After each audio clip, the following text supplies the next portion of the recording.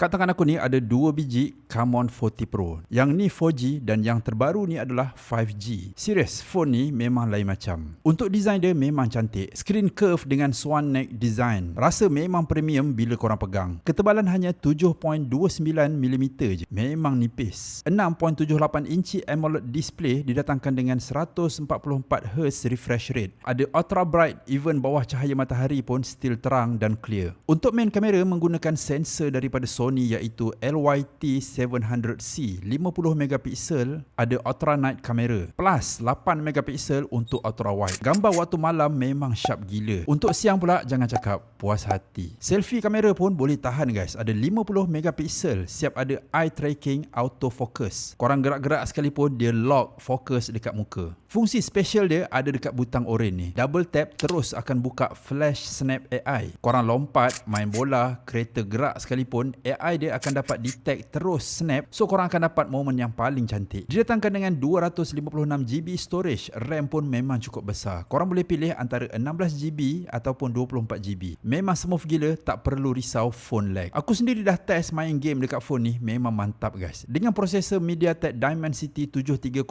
Ultimate, 144Hz screen, tambah pula dengan cooling system VC Cooper Plate. Korang layan Mobile Legends boleh dapat sehingga 120fps, untuk PUBG pula boleh capai sehingga 90fps. Untuk bateri pula memang cukup besar, korang jangan risau. Dia ada 5200mAh dengan fast charging 45W. Phone ni pun dah tersedia NFC, senang korang nak tap and go. Fungsi Ella, AI assistant yang ada pada phone ni pun memang next level guys. Nak access AI dia pun senang je, just hold button oren ni atau korang slide ke kiri. Macam-macam fungsi AI korang boleh pakai. Ada text generator, translate call, ringkaskan artikel, semua pakai satu tap je. Even dalam kamera dia pun dah ready fungsi AI. Korang boleh iris objek, extend image dan macam-macam lagi. Tersedia juga circle to search. Korang just hold je screen macam ni dan korang circle je dekat mana-mana, nanti info Google akan tunjuk dia punya detail. Phone ni juga sesuai untuk korang yang lasak sebabnya dia dah tersedia IP68 dan juga IP69. Waterproof, drop proof, dust proof. Screen dia pun pakai Corning Gorilla Glass 7i. So, korang boleh pakai phone ni dengan tenang. Dan yang paling best, Tecno sendiri bagi 72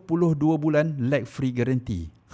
6 tahun guys. So kalau korang nak phone yang lawa, ada 5G, kamera padu, AI gempak, lasak dan main game pun power, this is it guys. Camon 40 Pro 5G. Bagi aku ini adalah antara pilihan yang terbaik. So kalau korang berminat, link aku ada sediakan.